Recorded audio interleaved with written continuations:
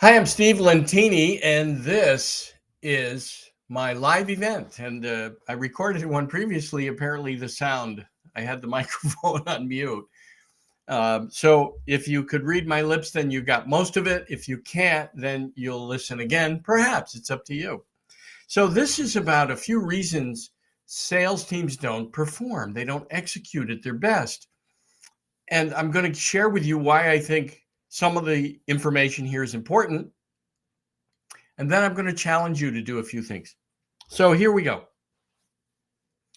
One of the reasons that sales teams don't perform and they don't execute is their management. Management has to accept 100% responsibility for their share, 100% for their side of the road. It's an interesting concept that Gay Hendricks talks about. When two parties have differences, it's best to begin with, I have my 100%. And I'm going to share that with you. And I'd like you to think about and then share with me your 100%. Each side claims 100% for what's going on in their head, the story they tell themselves. But let's start with management. And what I see has happened in all the different companies that I've worked with, been called into, either for consulting or that some that I'm working with for 20 years, 15 years, 18 years, 10 years. I've been around long enough to take my 100% responsibility for the results. So here's what I think is important and why. Management oftentimes is not managing behaviors. They're indifferent to behaviors because, after all, they're salespeople. They should know what to do. They're driven by our compensation program. Even if it's 100% commission, you still have a responsibility to manage people. And I don't think those programs work today. I don't think they drive people.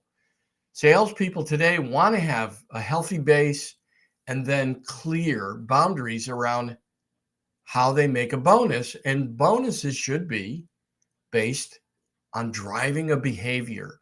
So I tell managers, start with the end in mind. What is it that the desired result? And then talk about the behavior that will drive that result. And that's where you talk to some of your best salespeople. Get input, get feedback. Then ask them what compensation would drive that. Now, that doesn't mean you give them that. You have to be careful because some would have an off the wall idea, but you'll know what sounds reasonable. You'll know it. And then you tweak it, make the final decision for a compensation program that drives behavior. Bonuses that drive the behaviors that will get you to the end result. And then always reserve the option to tweak it, say halfway through the year, based on the results you're getting and getting feedback. Is the behavior driving the desired result? The next thing is your regional managers, your people that sales managers that are working with salespeople on the road need to be ensuring that they are, in fact, behaving according to the plan, because it was behavior that's going to get your result. So here's what often happens. Sales managers are more concerned with what did you close lately? And that doesn't drive a very healthy behavior. They're pushing people to ask clients, what is it that will get you to buy from us? When it's better that they're curious and understand they're really selling a solution to a problem. So it's best to get what the problem is from the client and not push salespeople to close, because it attaches them to outcomes and they start pushing clients. And it's a behavior that's unhealthy. There's only one way to go from a pushing energy. If you feel it even on the screen, it's away. You want to develop curiosity in your sales team, and your sales managers need to be helping them identify targets that'll help them win. And so I think that's important, because if everybody's on the same page, they'll be driving toward that result. Then if you have people that aren't performing, it's probably that they can't. Something's occurred. Something's changed. If they did perform in the past, then there's something going on either in that person's life personally, and maybe a conversation about that, or it might be time for them to go. So management has to also define, what are your ideal targets? You know who they are based on your customer book. Your current customers tell you a story, and you know who are the ideal customers that allow you to be profitable, productive. They have two-way dialogue with you about what works for them, and they're even willing to listen to what makes you more productive, which can help their pricing. Then there's the good customers, that second level. Maybe you call them A, B, C, and D. And the C customers, there may be some that could be coached up, but C and D's are the place where you start teaching your salespeople what they wouldn't be able to say yes to. So the A's and B's, management identifies them, identifies the traits that make them an A and B customer, and then help your sales team win by identifying targets that you think fit that model. Or you train them to have a conversation that helps identify that, what you would be able to say yes to and what you wouldn't be able to say yes to. And you teach your salespeople clearly to be on the lookout for that, because that drives curiosity, and curiosity drives questions. There's only one group of people, by the way, as prospects or future clients, that are really not crazy about questions. And that's what the DISC calls the C personality.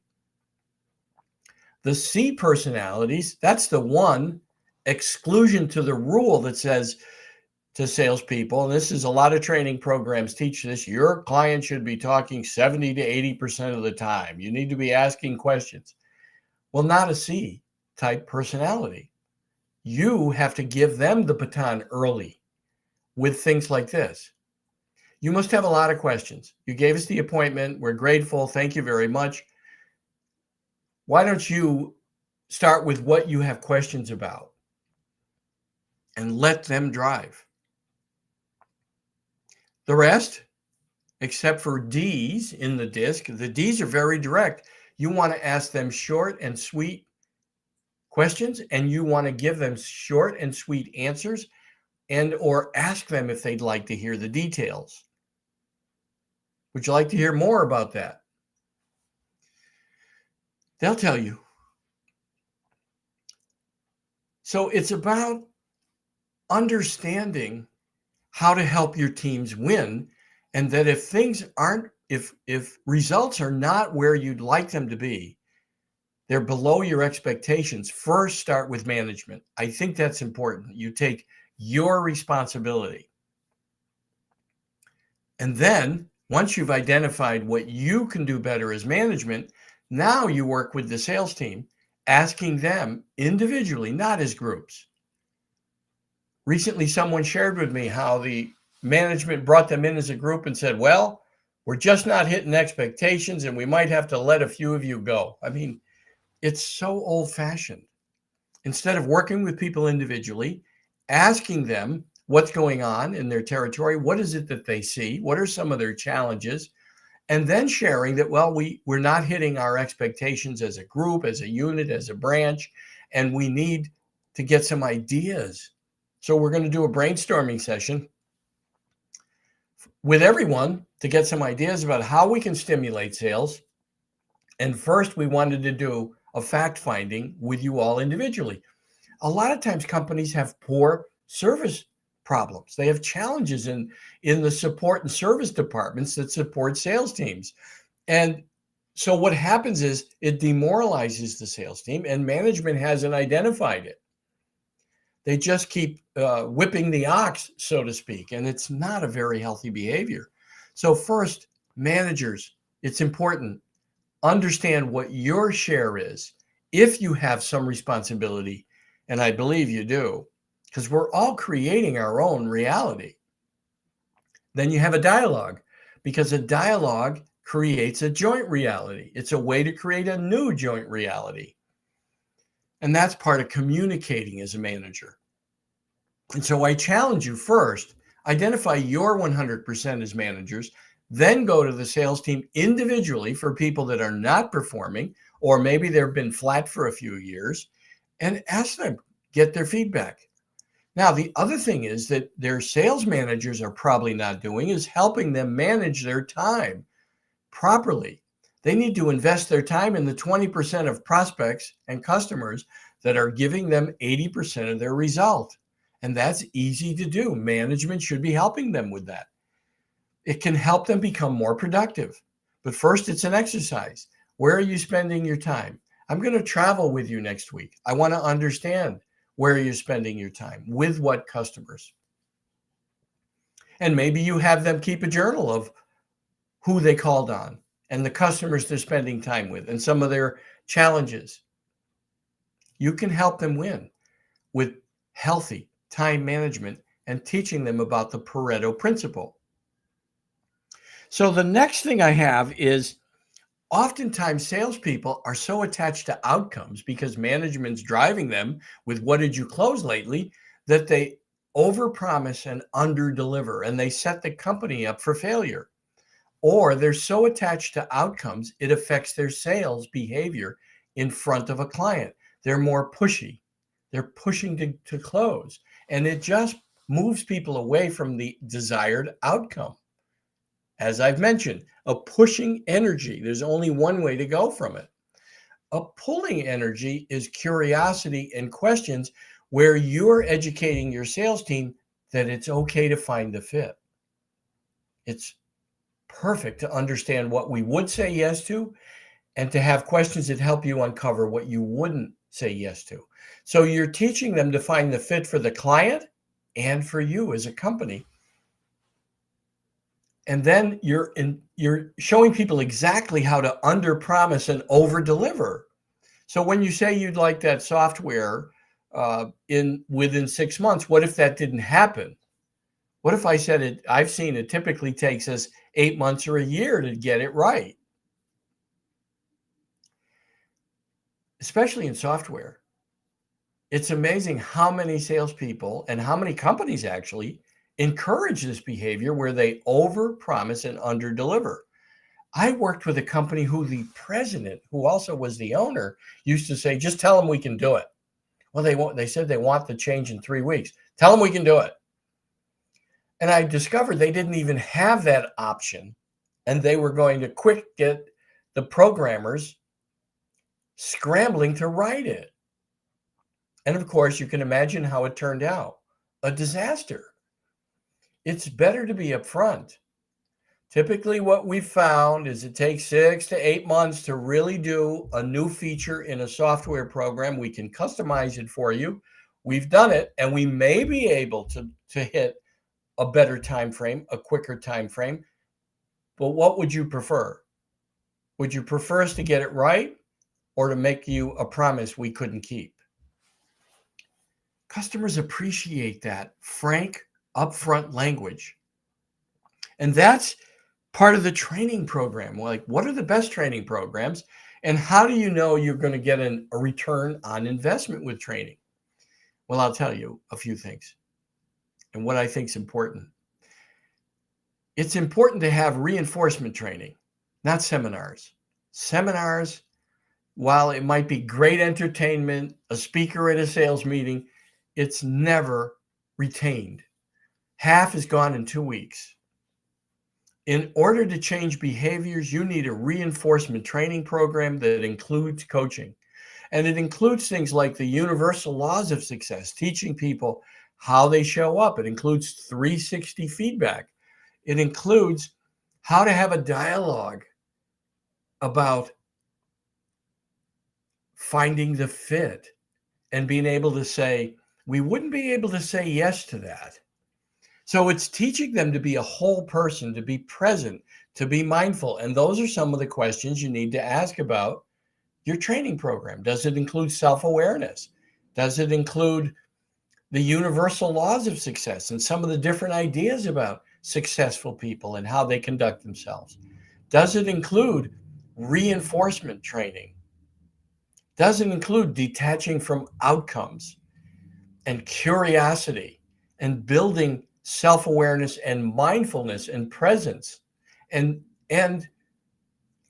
are they around long enough as a training company to own it with you? They're 100% of the fit.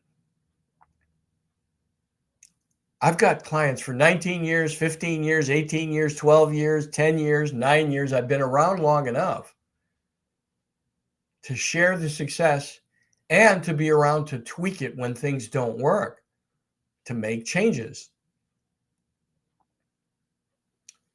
100% of my business today comes from referral. It'd be very challenging for me to do any marketing to get clients because most of my calendar is booked. And in fact, I'm adding people to train the programs and certify them to train the programs that I offer. Why do you think that is? But I'm not suggesting you enroll in my training because it may not be that you're a fit. But if you're looking for training, I think it's important to find reinforcement training that includes some of the things I mentioned. Universal laws of success, different ideas about the energy that people exude when they're successful, their mind, managing their mind, what I call the acorn brain, because people have the small-minded thinker. At least I do, and many people do. How do they manage it when things don't go their way? When there are what I call the moments that the tide goes out. It happens for all of us. And then, are they going to be around long enough to accept their 100% for the return on investment? You can manage it. You can get a return on investment for training. Like I said, as long as it's not a seminar or something that's whiz bang, 90 days, and they're out and you never see them again. So I challenge you a few things. Look at your own responsibility. Look at management's responsibility for the lack of performance or the sales team not hitting expectations. And then get your managers involved. What behaviors are they managing? I challenge you to do that. And then I challenge you to look at training programs that include some of the things that I talked about, especially coaching. And are they going to be around long enough to understand your culture, understand your people, identify when people hit a bit of a bump or the tide goes out, and help them through those times? Okay, if you have any questions, I hope the sound has been clear on this one. Steve@stevelentini.com is my email. Steve@Steve, L as in Linda, E-N as in Nancy, T as in Tom, INI.com. And you can go to Amazon. I have books helping people buy. I have Sales Success for the Rookie, How to Succeed at Sales Right from the Start. I have Sales Success for the Seasoned Sales Veteran and Sales Success for the Spiritual Salesperson, How to Sell Without Losing Your Soul. I also have other books, but I'm glad to help. I don't expect to sell you anything. It's not what I do. I work to help you buy. And if it's not a fit, I'm the first one to say, I'm not sure I'd be able to say yes to that. Thanks.